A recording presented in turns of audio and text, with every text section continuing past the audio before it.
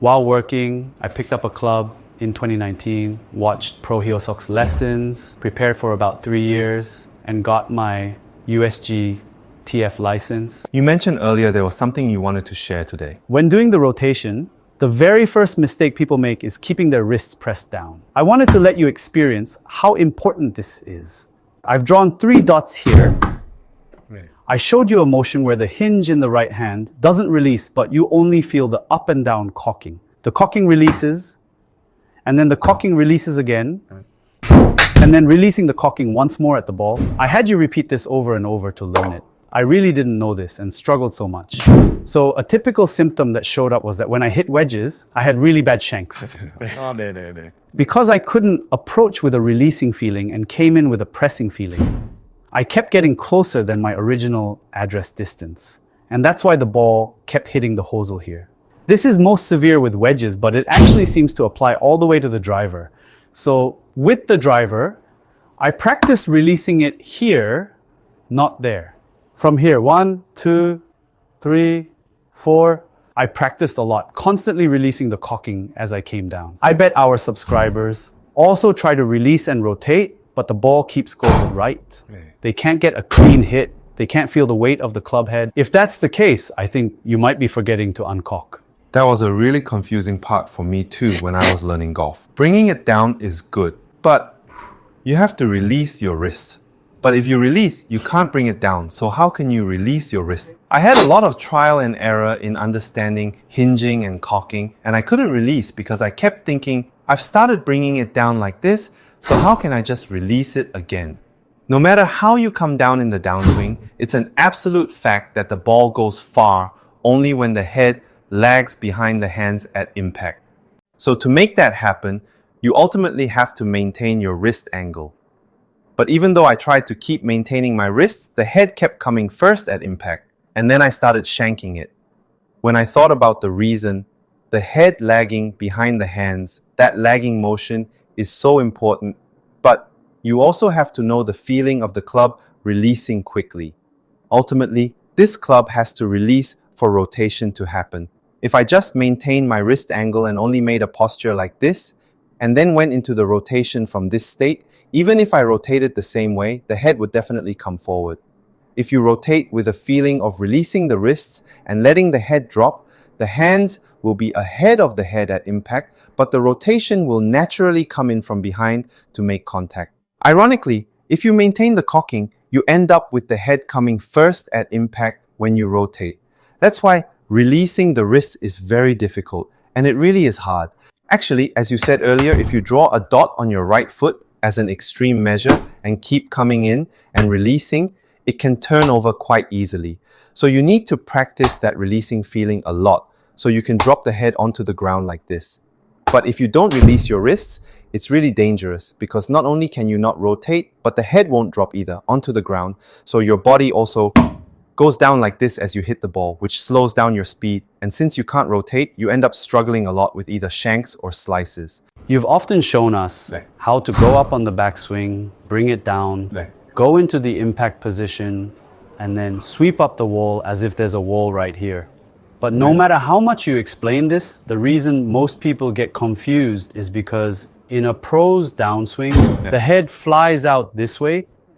So they wonder how they can hit the ball without hitting this wall. Most people, after hitting the ball, they end up like this and can't recover. But I explained to them that if they can bring the head back behind the ball even once after hitting it, their golf game will change from that moment on. But actually, when they try this at home, they say they feel so embarrassed. Since there are people in the bays behind and in front of them, they're constantly doing this, so they feel really embarrassed. But I did that too, and other pros probably went through that process as well. But once you feel it, you realize, this is what it feels like to ride the wall. And when they record themselves, they start to accept that they are moving just like the pros. For those who find it hard to separate their arms and shoulders, no matter how much they practice, I explained that if they can just bring the club back to where the ball was after hitting it, without their body turning like this, they've grasped this feeling to some extent. Yes. The hardest part in golf is actually correcting this impact zone, the fastest part of the downswing. The address is static and you have at least a moment to think during the backswing. But the downswing is so hard to fix because of the desire to hit the ball hard and the incredibly fast speed. If your wrist goes like this and then like this here, it will eventually go like this and then like this because of the weight of the club head. Even if you teach this for 10 years, it's really hard to fix. So almost to an extreme, I put a wall on my left. And since the head goes out this way, if I use my body even a little, I blocked my body and just kept practicing rotating the head like this. This looks really easy right now, but it took a really long time to get this down. Thinking about it now, I wonder why it took so long, but anyone trying it for the first time will probably feel it. It doesn't work.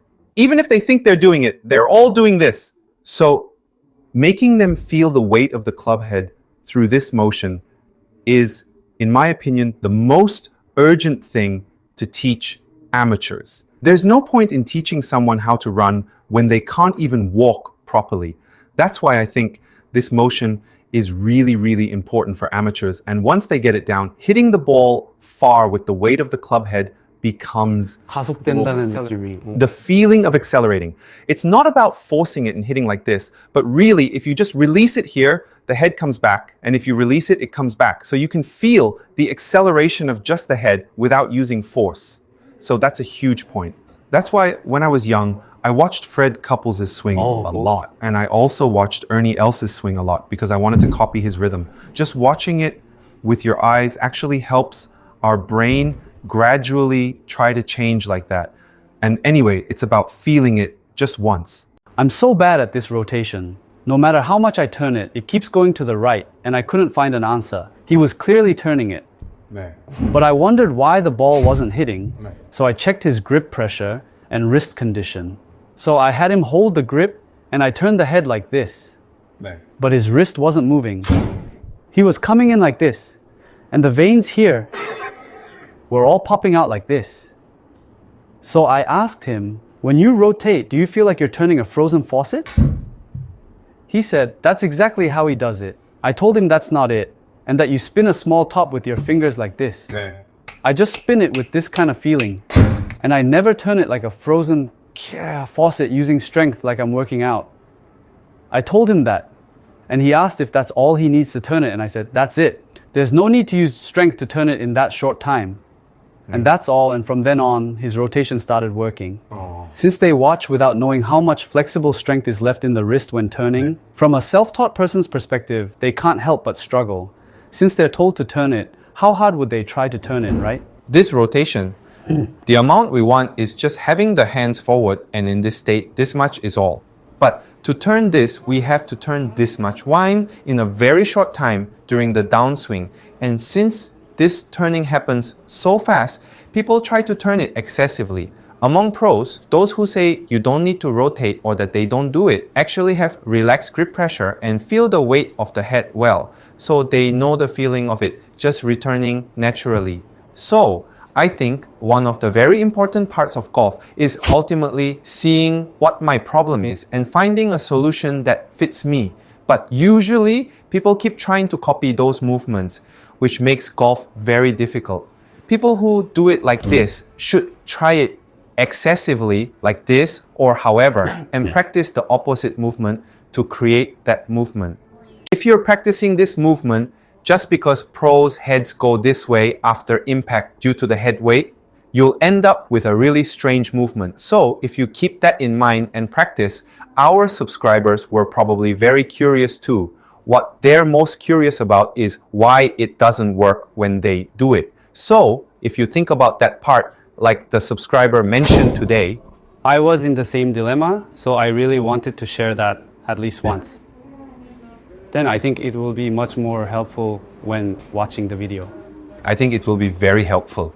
It's such an honor to be here with Pro Heo, and I hope to say hello again if there's an opportunity. I hope the story I shared today was somewhat helpful to those who are struggling alone with a golf club. Thank you. Thank you for watching today's video until the end. I'll see you again in next week's morning commute lesson. Thank you. Thank you.